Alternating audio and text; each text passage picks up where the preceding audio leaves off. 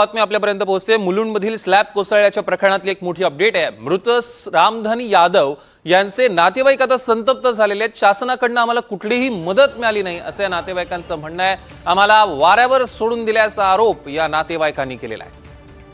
मृत रामधनी यादव यांचे नातेवाईक संतप्त झालेले आहेत। शासनाकडून कुठलीही आम्हाला मदत मिळाली नाही असं या नातेवाईकांचं म्हणणं आहे। या संदर्भातले अधिकचे अपडेट्स आपण घेणार आहोत। आपले प्रतिनिधी ऋतिक गणकवार आपल्या सोबत थेट जोडले गेलेत। आपण ऋतिकशी अधिक चर्चा करणार आहोत। ऋतिक, आपण बघतोय नातेवाईक संतप्त झाल्याचं कथय, काय अधिकचे अपडेट्स आहेत तुमच्याकडे?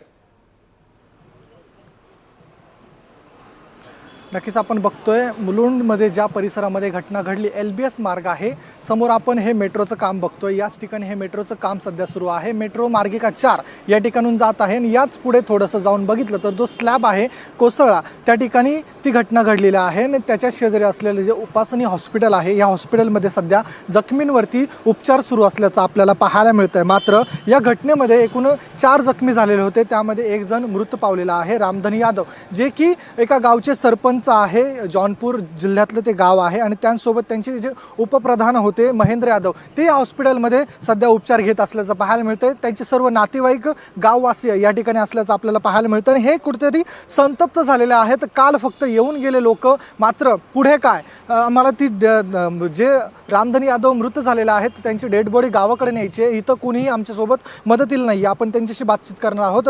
काय सांगाल, तुमची काय समस्या आहे नेमका? सर, आमची समस्या अशी आहे, आता ते रामधनी यादव आमचे काका होते, ते मृत पावले, त्यांच्या अजून बॉडी गावाला घेऊन जायचे, तर त्यांच्या अजूनपर्यंत काय काल सगळे आले होते, आश्वासन वगैरे दिलं, आज अजूनपर्यंत जे काय कारवाई झाली नाही। आम्हाला ॲम्ब्युलन्समध्ये घेऊन जायचे, त्याच्याबरोबर खर्चे बिरचे काय कॉन्ट्रॅक्टर अजून पण बघायला आले नाही आहे।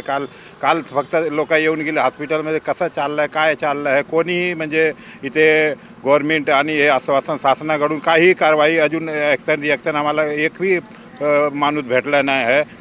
तर आणि दुसरं जे ॲडमिट आहे क्रिटिकल कंडिशनमध्ये, त्यांच्या उद्या झालं काय, त्यांच्या औषध पाणी भक्त करून बाकी त्यांच्या पोराबालांचं कसं काय होईल पुढे भविष्यात, म्हणजे त्यांचे कोण बघणार आहे? आणि रामधनी यादवचं फक्त मुलगी आहे, ते पुढे कमावणारा कोणी नाही आहे, त्यांच्या कोण बघणार आहे? त्यांच्या मुलींचं लग्न आता ठरलं आहे, ते कोण लग्न कसं काय करते, त्याच्या अजून रिॲक्शन शासनाकडून काय झालं? काल मुख्यमंत्री साहेब फक्त आश्वासन ते दिलं 5 लाख ते ठीक आहे, अजून लेखी आम्हाला काही भेटलं नाही इथे, तर आम्ही कसं काय करायचे? ते बॉडी ते बोलते घेऊन जा म्हणजे कसं काय? उद्या रफादफा मागला लागते, काय पुढे कारवाई? आम्हाला काहीतरी लिखित आणि चेक किंवा या आश्वासन काहीतरी पाहिजे नाही, तर तेव्हा आम्हाला सात्वना होईल ना। त्यांच्या पुलाबावला त्यांचे परिवार इथे थांबलं आहे सगळे आहे, तर त्यांच्या समोर त्यांच्या देईल तरच त्यांना समाधान होईल। कसं आता तुम्ही पुढे जरा जखमींची तब्येत कशी आता? जखमीची तब्येत काय आता क्रिटिकल कंडिशन आहे, त्यांचं काय पण सांगता येत नाही कसं काय आहे। एक आहे ठीक आहे, स्टेबल आहे, बाकी महेंद्र यादव ते ठीक आहे, पण राजकुमार यादव ते क्रिटिकल कंडिशन, रिक्षा चालवत होते ते। हां रिक्षा चालवत होते, असं आहे त्यांचं कंडिशन। का अजून आज सकाळपासून मी बघतो एकही कोणी बघायला विचारणारा नाही आहे, म्हणजे इथे काय आहे कसं काय आहे।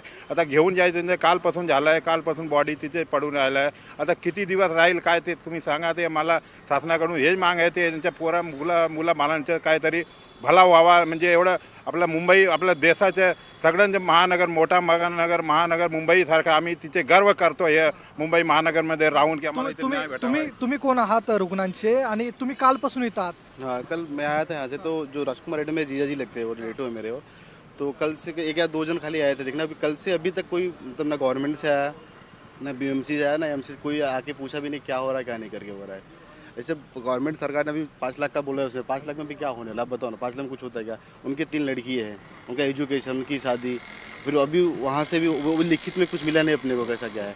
और ये भी है जो यहाँ पे एडमिट है, अभी उनका एक जन का क्रिटिकल कंडीशन है, क्या उनका फ्यूचर में क्या पैरालाइज हो जाएंगे, क्या हो जाएगा, कुछ मतलब अभी कुछ है। आपण बघितलं तर या ठिकाणी जी रुग्णांची कंडिशन आहे ती अत्यंत वाईट असल्याचं पाहायला मिळते आणि जे रामधनी यादव जे मृत पावलेले आहेत त्यांची बॉडी देखील एअर ॲम्ब्युलन्सने पाठवायची आहे, मात्र या ठिकाणी शासनाचं कोणीही नाही आहे, त्यामुळं या ठिकाणी हे नातेवाईक संतप्त झाल्याचं आपल्याला पाहायला मिळतंय। निश्चितच ऋतिक, या सगळ्या घटनेवर लक्ष ठेवून असा त्याचे अपडेट्स आम्ही तुमच्याकडनं घेणार आहोत। तुर्तास धन्यवाद।